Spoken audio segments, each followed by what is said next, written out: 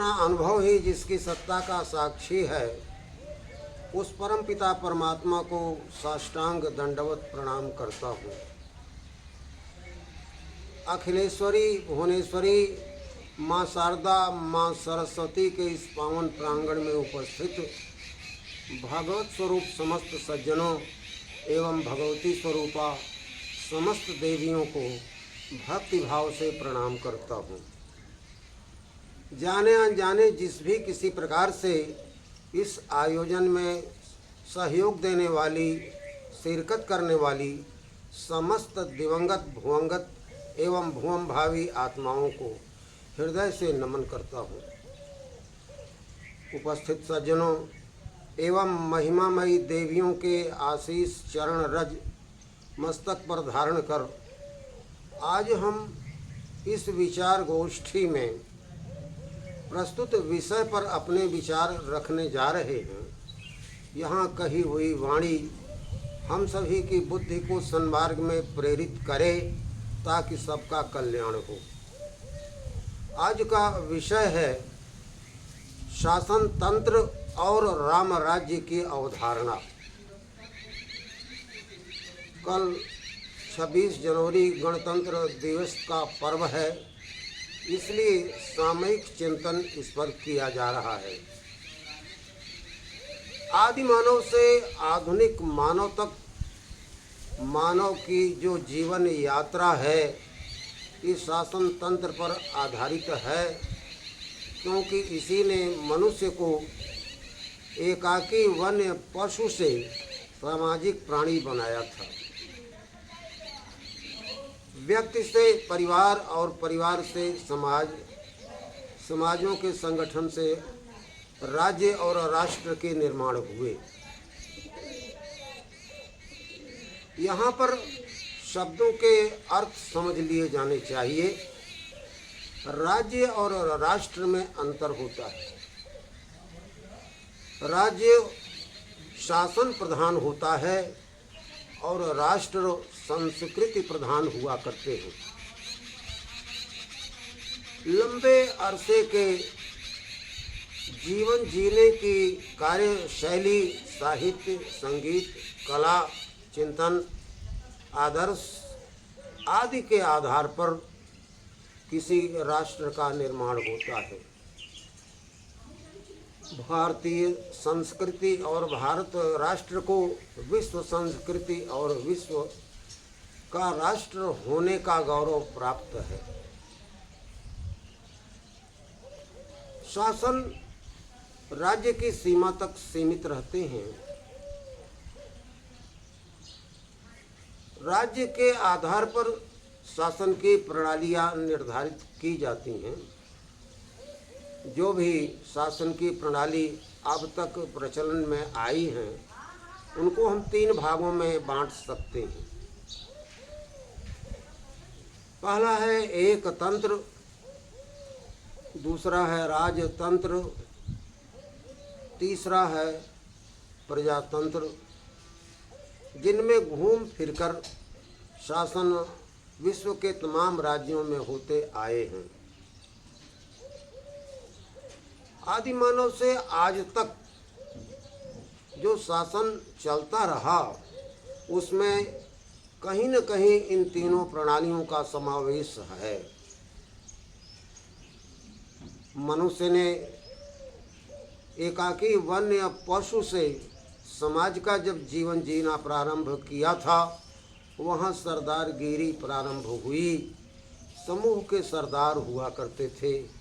उन्हीं के नियमन से, उन्हीं के आदेश से शासन हुआ करता था। इसे आप एकतांत्रिक शासन भी कह सकते हैं। कालांतर में इसका विकास हुआ, राजतंत्र आया। राजतंत्र में राजा के बड़े लड़के को राजगद्दी सौंपी जाती थी। ये परंपरा चली। बाद में चल कर के लोगों ने एक और तंत्र का विकास किया, जिसे प्रजातंत्र कहते हैं। इसमें प्रजा के जनमत से शासन तंत्र का निर्धारण होता है। शासन का अर्थ है नियंत्रण में रखना और तंत्र का अर्थ है व्यवस्था। शासन तंत्र का अर्थ हुआ कि समाज को नियंत्रण में रखने की व्यवस्था। इन तीनों तंत्रों पर अगर हम विचार करें गौर से तो कोई भी सर्वथा दोष से परे नहीं है। गुण दोष का समुच्चय दोनों में है। कहीं किसी में कुछ गुण हैं तो किसी में कुछ दोष भी हैं। एक तंत्र की जब व्यवस्था चलती रही वहाँ पर एक व्यक्ति का ही शासन चलता था, उसके प्रभुत्व से समाज का नियंत्रण होता था। एक तंत्र के शासन को मोनोक्रेसी भी कहते हैं। कालांतर में यह एक दलीय शासन तंत्र के रूप में भी सामने आया। हम शुरू से लेकर के आज तक के इतिहास का संक्षिप्त विवेचन करते हैं। एक तंत्र से राजतंत्र और राजतंत्र से प्रजातंत्र और प्रजातंत्र से भी आगे की बातें अब सोची जाने लगी हैं, क्योंकि जिस प्रजातंत्र की बात हम करते हैं और जिसे आज सबसे अच्छा माना जा रहा है वह भी सर्वथा दोष से परे नहीं है। राजतंत्र में भी कहीं कहीं बहुत अधिक गुण नज़र आते हैं और कहीं प्रजातंत्र में भी दोष नज़र आता है। प्रजातंत्र की अवधारणा भारत राष्ट्र में पहले से ही रही है। पल्लवी गणराज्यों में प्रजातंत्र चलता रहा है। आज विश्व में प्रजातंत्र के जनक के रूप में या यूँ कहिए प्रायोगिक तौर पर लाने के रूप में ब्रिटेन का नाम लिया जाता है। प्रजातंत्र एक विचारधारा है। प्रसिद्ध समाज दार्शनिक रूसो ने इस बात पर टिप्पणी किया था। संभवतः उनके विचार प्रजातंत्र के रूप में परिणत हुए। ब्रिटेन में भी यहाँ हम देखें गौर से तो वहाँ राजतंत्र की परिपाटी है। वहाँ भी राजा का ही बड़ा लड़का या लड़की राजा होता है। आज भी ब्रिटेन में राजा का प्रभुत्व और राजा का शासन माना जाता है। उसके अधीन एक कॉमन असेंबली या शासन की सभा बनती है, जिसके दो भाग हैं, लॉर्ड असेंबली और कॉमन असेंबली। इनसे प्रधानमंत्री का चयन होता है और प्रधानमंत्री के हाथ में ही शासन की बागडोर होती है। आज की परिस्थिति ये है।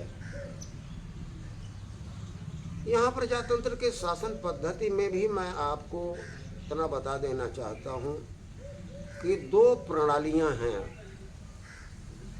एक है अध्यक्षीय प्रणाली और दूसरी है संसदीय प्रणाली। राजशास्त्र के विद्वान और विद्यार्थी इस बात को जानते हैं। अध्यक्षीय प्रणाली में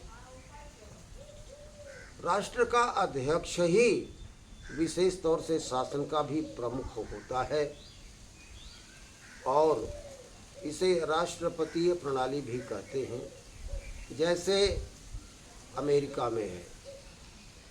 संयुक्त राज्य अमेरिका में 50 प्रांत हैं और 50 से वह राष्ट्र बना है और उसका एक राष्ट्रपति होता है। अभी हाल में डोनाल्ड ट्रंप अमेरिका के राष्ट्रपति चुने गए हैं, जिन्होंने 20 तारीख को शपथ लिया है। ब्रिटेन में संसदीय प्रणाली है। यहाँ संसद के बहुमत से प्रधानमंत्री का चयन करते हैं और वही शासन का प्रधान होता है। लेकिन सारे आदेश राजा के हस्ताक्षर से जारी किए जाते हैं, जैसे अन्य प्रजातांत्रिक देशों में राष्ट्रपति के हस्ताक्षर से कानून पारित होता है। विधि और व्यवस्था के ख्याल से यहाँ शासन में 3 भाग बनाए गए। एक है कार्यपालिका, एक है विधायिका, दूसरी है कार्यपालिका और तीसरी है न्यायपालिका। विधायिका कानून बनाती है, कार्यपालिका उसे लागू करती है और न्यायपालिका यह देखती है कि विधान संविधान के अनुसार बना है या नहीं और वह विधान के अनुसार लागू हो रहा है या नहीं। इस प्रकार शासन का पृथक्करण किया गया 3 भागों में, लेकिन तीनों में समन्वय है और तीनों को मिला करके अपने दायरे में चलने का प्रयास किया जाता है।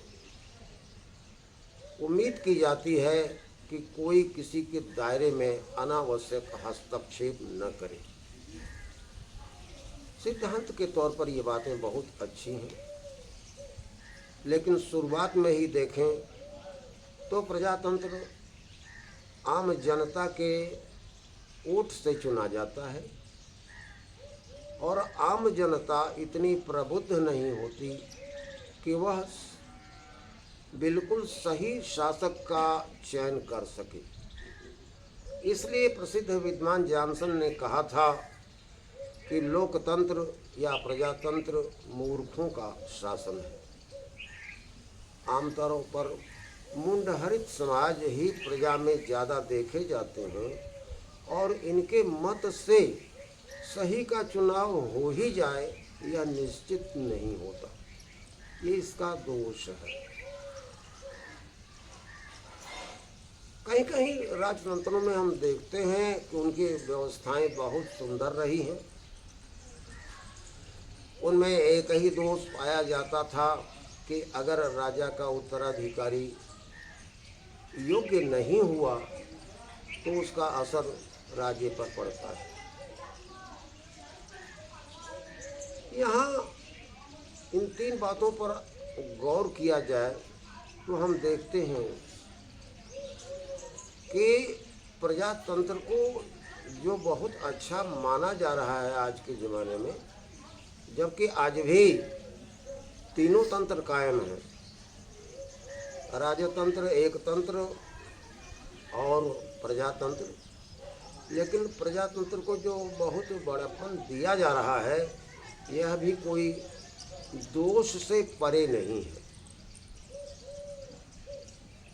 पहला दोष तो जैसा जॉनसन ने कहा था वो यही है कि यह मूर्खों के मत से चुना जाता है। आम जनता जरूरी नहीं है कि इतनी प्रबुद्ध हो जो इस बात का निर्णय कर सके कि कौन सा व्यक्ति हमारा सही प्रतिनिधि हो सकता है। रूसों ने जिसके विचारधारा पर प्रजातंत्र लाया गया, आधुनिक प्रजातंत्र, उन्होंने प्रजातंत्र में कॉमनवेल्थ को प्रेफरेंस दिया था। वो कहा करते थे कि प्रजातंत्र या डेमोक्रेसी सामान्य मत या लोक मत ऐसा कह दें उस पर आधारित शासन है। Democracy is the administration based on Commonwealth. अब कॉमनवेल्थ आम जनता के वोट से तय हो या इसका कोई और आधार हो, अभी तक कॉमनवेल्थ के लिए लोगों ने वोट को ही आधार माना है, जिसमें बहुत सारी गड़बड़ियां सामने आई हैं। पूरे विश्व की बात मैं कर रहा हूँ। भारत के प्रसिद्ध विचारक पंडित दीनदयाल उपाध्याय ने प्रजातंत्र के बारे में कहा था कि प्रजातंत्र लोकचिति पर आधारित शासन है। लोकचिति लोक लाज पर आधारित होनी चाहिए।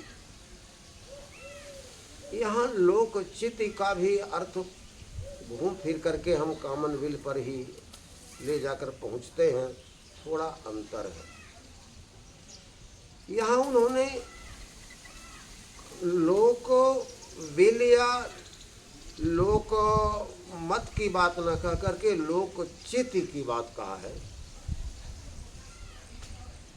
चित्त सत से आप्लावित हो तो जिस आनंद की अनुभूति होती है उसे सच्चिदानंद कहते हैं।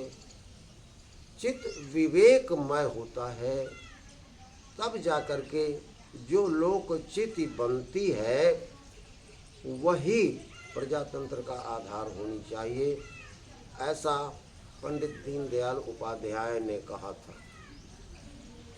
उनका एकात्म मानववाद का दर्शन विश्व प्रसिद्ध है। शासन की प्रणालियों में अब नाना प्रकार के रूप आने लगे, कहीं पूंजीवाद, कहीं साम्राज्यवाद, कहीं समाजवाद, कहीं व्यक्तिगत स्वातंत्र्यवाद आदि के वाद चलने लगे। शुरू से ही हम विचार करें तो शासन की जब उत्पत्ति हुई थी या हुई होगी, उस समय व्यक्ति और समाज में एक प्रकार का टकराव था, रस्साकसी थी। व्यक्ति द्वारा त्यागे गए प्राकृतिक अधिकारों को मिला करके ही समाज का अधिकार बनता है, और वही समाज का अधिकार शासन का या राजा का या शासक का या सरदार का या तानाशाह या किसी दल का अधिकार होता है।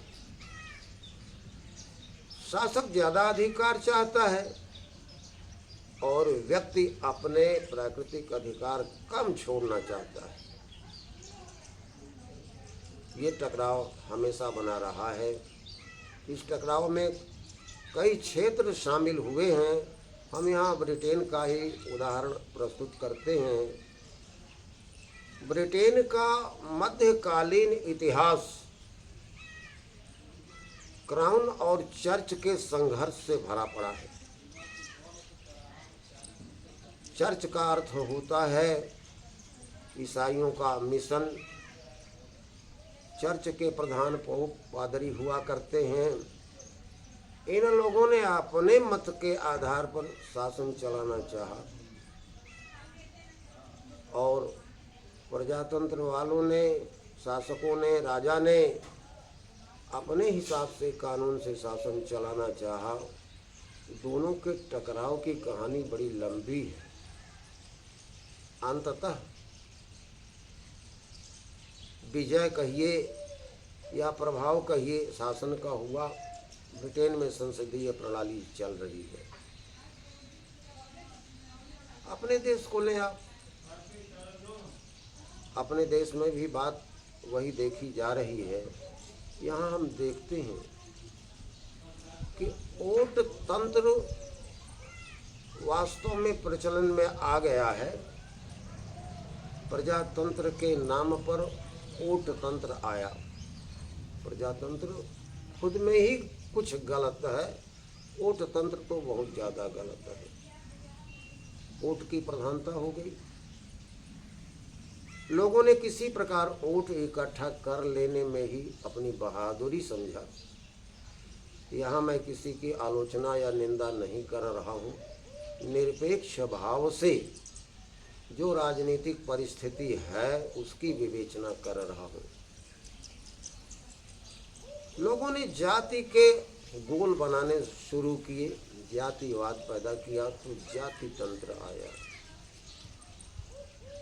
लोगों ने वंश परंपरा से कुर्सी हस्तांतरित करना शुरू कर दिया, वंशवाद आ गया। लोगों को इकट्ठा करने के लिए लोगों ने क्षेत्रवाद पैदा किया। तो जाति, जन्म, आयु, भाषावाद भी यहाँ चला। तमिलनाडु का हिंदी विरोधी भाषावाद का आंदोलन इसका एक नमूना है। क्षेत्रवाद के आधार पर क्षेत्रीय भावनाएं उभार करके वोट इकट्ठा किए जाने लगे। इससे राष्ट्रीय एकता खंडित हुई। नाम तो दे दिया अनेकता में एकता, यूनिटी इन डाइवर्सिटी, लेकिन वास्तव में एकता को अनेकता में तोड़ करके वोट इकट्ठा करना ही क्षेत्रवाद है। इसमें तमाम दल मशगूल हैं जिन्होंने राष्ट्र को कमजोर ही किया है। आज प्रजातंत्र के नाम पर जो वंशानुगत प्रणाली चलने लगी है, वंशवाद चलने लगा है, ये तो राजतंत्र से भी बुरा है। तो जाति तंत्र, वंशतंत्र, क्षेत्र तंत्र, भाषा तंत्र, अब तो लिंग तंत्र भी चलने लगा। महिलाओं के वोट इकट्ठा किए जाएं, इसके लिए उनको कुछ प्रलोभन दिए जाने लगे। युवाओं की संख्या ज़्यादा है तो उनको प्रलोभित किया जाने लगा। नाना प्रकार के वाद चलाए गए। वास्तव में वाद का लोकतंत्र से संबंध नहीं है। कार्य के करने के लिए संप्रदाय का होना जरूरी है, लेकिन संप्रदायवाद होना जरूरी नहीं है। स्वामी विवेकानंद ने संभवतः 1882 के आसपास लाहौर के अपने एक प्रवचन में ये बात कहा था कि विचारों के प्रसार के लिए संप्रदाय तो होना जरूरी है, लेकिन संप्रदायवाद नहीं होना चाहिए। उनकी इस बात पर बहुत गौर किया जाए तो मैं देखता हूँ कि संप्रदाय भी खत्म, संप्रदायवाद ज़्यादा चलने लगा। और जब इसको लोकतंत्र का वोट तंत्र में कन्वर्सन करके रूप दिया जाने लगा तो इसका प्रभाव बड़ा ही बुरा हुआ। जाति, जन्म, पंथ, संप्रदाय, लिंग, आयु, भाषा, वर्ण, क्षेत्र आदि के वाद के आधार पर जो मत इकट्ठा किए जाते हैं या संगठन बनाए जाते हैं, वे वास्तव में राष्ट्र को तोड़ते हैं। ये unity in diversity in unity का काम करते हैं। नाम देते हैं यूनिटी इन डाइवर्सिटी। भारत राष्ट्र तो एक है। भारत की संस्कृति विश्व संस्कृति मानी जाती है। भारत ने ही संस्कार शब्द की उत्पत्ति किया है। भारत ने धर्म को कर्म से जोड़ा है। धर्म की अंग्रेजी अगर खोजें आप तो रिलीजन मिलता है, लेकिन रिलीजन से या उर्दू के मजहब से धर्म का कोई लेना देना नहीं। धर्म स्वाभाविक और प्राकृतिक कर्मों को कहा जाता है। गीता में इसकी विवेचना बहुत ज़्यादा की गई है। उस पर बहुत अधिक विचार हम नहीं करेंगे, थोड़ा सा उल्लेख जरूर कर देते हैं। कर्मणो ह्यपि बोधव्यम बोधव्यम च विकर्मणः अकर्मणश्च बोधव्यम गहना कर्मणो गति। लोकमान्य बाल गंगाधर तिलक ने गीता रहस्य नाम की गीता पर टिप्पणी लिखा है।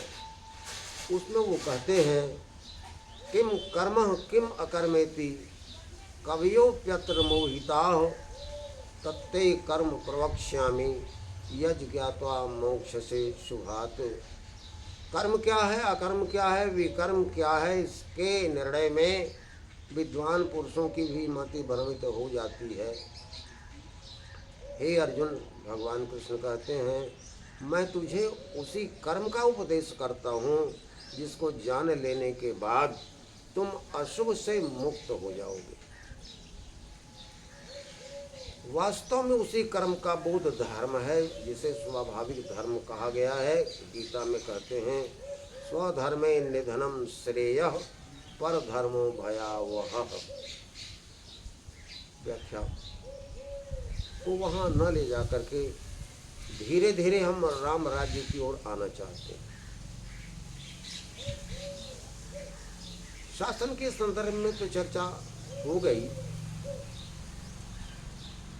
वास्तव में मनुष्य संसार का सर्वोत्तम प्राणी है और निकृष्टतम जीव है।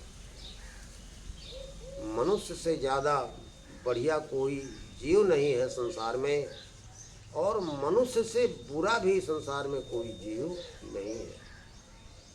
अगर शासन न हो तो मनुष्य मनुष्य को खा जाएगा। कोई भी जीव इस तरह का कुकर्म नहीं करता। शेर भी जब भूख लगती है तभी शिकार करता है, अन्यथा वह अपने माद में सोया रहता है। लेकिन मनुष्य ही एक ऐसा निकृष्ट प्राणी है जो बिना किसी प्रयोजन के अपने शौक को पूरा करने के लिए दूसरे की जान लेता है। भाड़े पर जान लेने वाले रखे जाते हैं। ऐसा कार्य मनुष्य ही करता है। शासन इसी को नियंत्रित करने के लिए बना। अगर मनुष्य स्वधर्म का पालन करता होता तो शासन की जरूरत ही नहीं है। महान संत विनोबा भावे ने कहा था कि सर्वोत्तम शासन वह है जहाँ पर शासन है ही नहीं। इसी को दूसरे शब्दों में कहते हैं good governance is better than more government या पावरफुल गवर्नमेंट, ऐसा कह सकते हैं आप। गुड गवर्नेंस हो जाए तो गवर्नमेंट की ज़रूरत नहीं पड़ती। इसलिए कहते हैं for good governance more governance and less government is compulsory.